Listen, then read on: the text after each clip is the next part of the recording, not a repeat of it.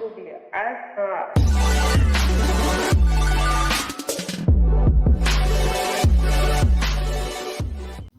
Hey, what is going on, SMT Nation? It's your boy, the SMT. We've got some news coming out of the T-Mobile and Sprint merger.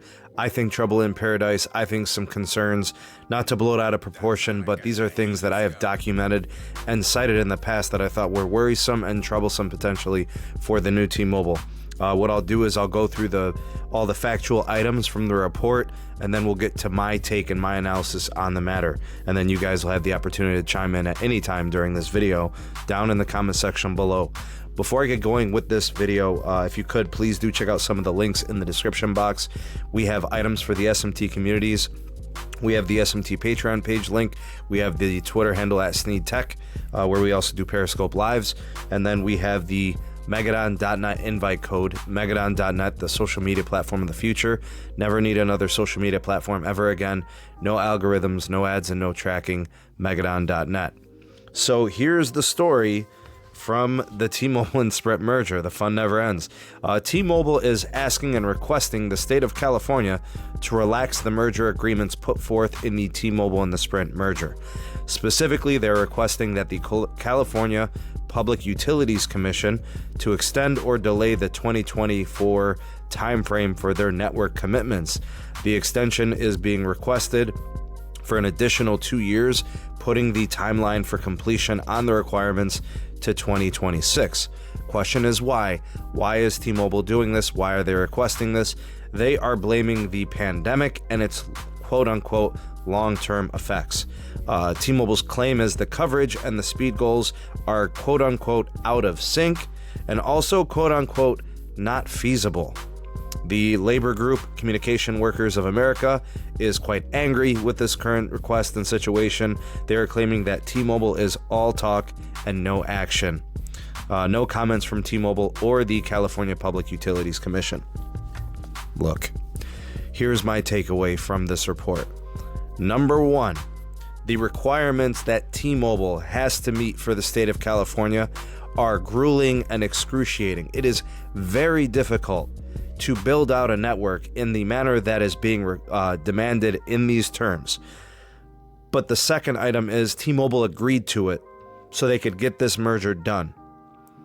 In my opinion, if I was the California Public Utilities Commission, I would not soften my demands. I would not meet the requests of T-Mobile, even though the requirements are very lofty and very difficult to meet. It does not matter. T-Mobile signed off on this and agreed to those requirements. They should be held to those same terms. Because if the shoe was on the other foot, the same would be expected from the California Public Utilities Commission. So in my opinion, T-Mobile should be held to the fire for this. No way around it. Legal binding documented agreement. They have to do this.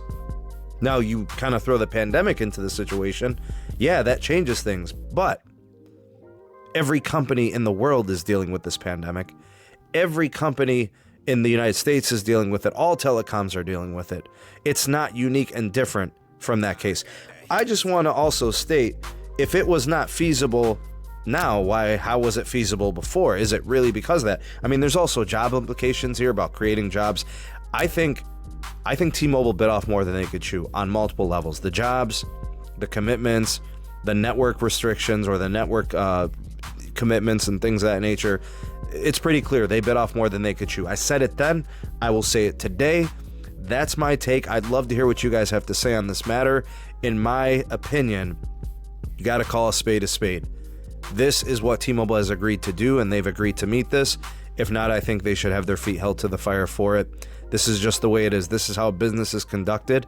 And if I were the CPUC, I would not budge. I would hold T-Mobile to it. This is on them. They agreed to it. No matter what happens, they signed that agreement.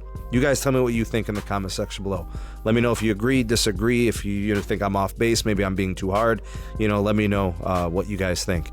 If you enjoyed this video or found it informative, do me a solid, hit that like button, share this to your favorite social media platforms.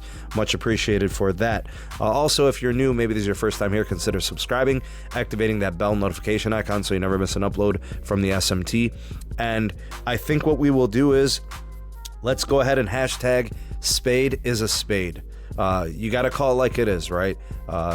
You know, this is one of those situations where, you know, we've been seeing T-Mobile doing a lot of firing, a lot of letting go of people and terminating jobs, and what's going on with Sprint and T-Mobile and closing stores and all that. I mean, there's a lot going on there.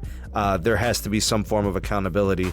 And as of right now, you know, T-Mobile is who we thought they were. And, you know, I don't want to say I feel vindicated, but I feel like a lot of the things that I've said in the past are holding up and they appear to be true.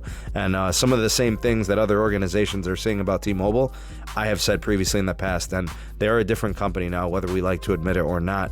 I have no problem admitting it. I think some people do, and maybe they need to readjust. Maybe they shouldn't be looking at T-Mobile through magenta colored glasses anymore. Anyways, that's it for this one. Thank you guys for watching. Here's some other videos if you want to hang around the channel, watch some other stuff. Anyways, I hope you guys have a great rest of the day. I'm the SMT, and we'll catch you guys on the next video. Peace.